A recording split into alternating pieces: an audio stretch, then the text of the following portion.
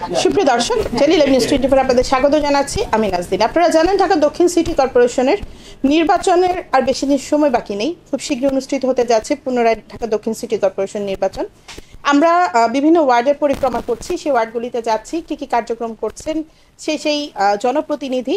তো আমরা এখন আছি ঢাকা দক্ষিণ সিটি কর্পোরেশনের খুবই গুরুত্বপূর্ণ একটি ওয়ার্ড হচ্ছে ধানমন্ডি 15 বা ওয়ার্ড নং 15। এটি যেহেতু ধানমন্ডি এলাকা এবং খুব স্পেশাল কিছু জায়গাগুলি আছে। আরেকটি বিষয় হচ্ছে এখানে কিন্তু সবাই সচেতন নাগরিক বা শিক্ষিত সমাজ।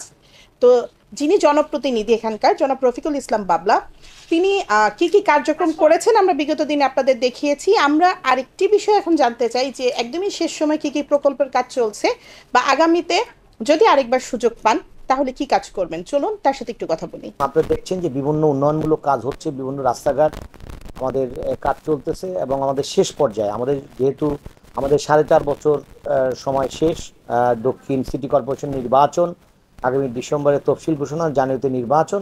এই নির্বাচনে আমি এইবারও প্রার্থী জনগণের ডাকে সাড়া পেয়ে আমি হয়েছি। তো এই আমাদের নিজস্ব অর্থায়নে আমি কিছু কাজ করতেছি। আপনারা জানেন যে আমাদের সিটি কর্পোরেশন যে বাজেটগুলো ছিল সেটা এবছরই শেষ হয়ে গিয়েছে এবং নতুনভাবে আমরা নির্বাচিত হওয়ার পরে তখন আবার নতুনভাবে বাজেট হলে তখন আমরা এটা করব। আপনি বেশ একটি কথা বলেছিলেন যে আসলে একটি ওয়ার্ডকে সুন্দর করার লক্ষ্যে এবং 100% উন্নয়নের লক্ষ্যে শুধু সিটি কর্পোরেশন এনাফ না, নিজস্ব অর্থায়নে কাজ করতে হবে।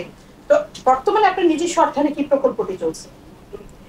হাতেমবাগে আপনার কিছু কিছু রাস্তার সুয়ারেজ ব্যবস্থাপনা খুবই খারাপ ছিল, সেখানে আপনার ড্রেনেজের যে সমস্যাগুলো ছিল সেইগুলো আমার নিজস্ব অর্থায়নে আমার স্ল্যাবগুলো ভেঙে গেছে, সেখানে আমি করে দিচ্ছি। রাস্তাঘাটে যে অনেক সময় দেখা যায় পানি জমা হয়ে থাকে সেই জায়গাগুলোকে আমরা নতুনভাবে আবার এটাকে রাস্তাটি আমি করে দিচ্ছি নিজস্ব অর্থায়নে।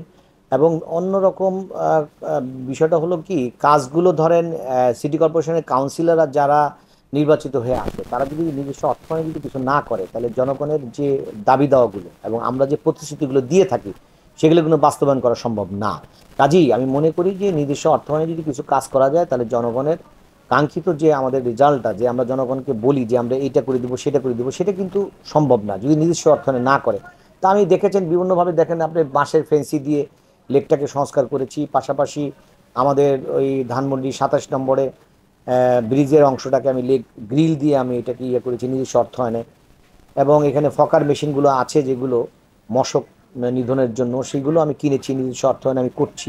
এবং বিভিন্ন জায়গায় আমার যে অভিযানগুলো পরিচালনা হয়, আমার কিছু ট্রাফিক ব্যবস্থাপনা অনিয়ম রয়েছে সেখানেও আমার নিজস্ব লোক দিয়ে, লোকবল দিয়ে আমি সেটাকে নিয়ন্ত্রণ করার চেষ্টা করি এবং যাতে যানজট না হয় সে ব্যাপারে কাজ করে যাচ্ছি।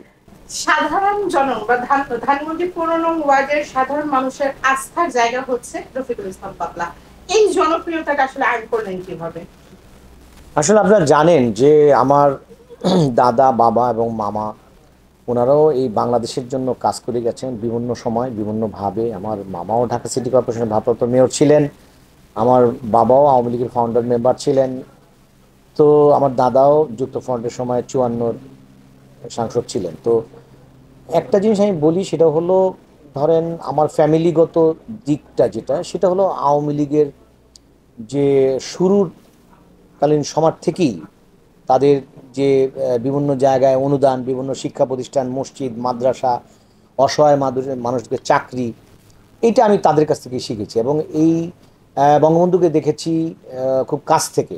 আমার সৌভাগ্য হয়ে গেছে 73-তে বঙ্গবন্ধুর জন্মদিনে আমার বাবা নওয়াপুর ইউনিয়ন আওয়ামী লীগের প্রতিষ্ঠাতা সভাপতি ছিলেন, জন্মদিনে বিশাল আকারে কেক কেটে জন্মদিন পালন করতেন। সেই জিনিসগুলো আমি দেখেছি, মানে প্রধানমন্ত্রীর জন্মদিনে আমি বিশাল আকারে কেক আমি কাটি।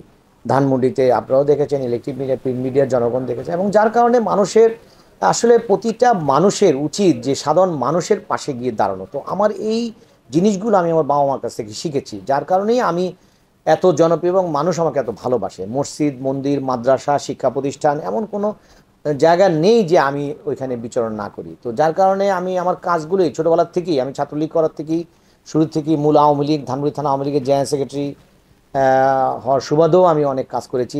পরবর্তীতে কাউন্সিলর হলাম, কোভিডে পিছিয়ে গেলাম 2 বছর। আপনারা দেখেছেন যে 5 বছরের মধ্যে 2 বছরই আমাদের কোভিডের ঝামেলার মধ্যে আমরা পড়ে গেলাম, কিভাবে কাজ করব। তারপরও জনগণের যে কাঙ্ক্ষিত যে ইয়েগুলো ছিল সেইগুলো আমরা সম্পূর্ণ করার জন্য চেষ্টা করেছি এবং করেছি ইনশাআল্লাহ। এবং আগামীতে করব। ধন্যবাদ। ধন্যবাদ। জয় বাংলা, জয় বাংলা।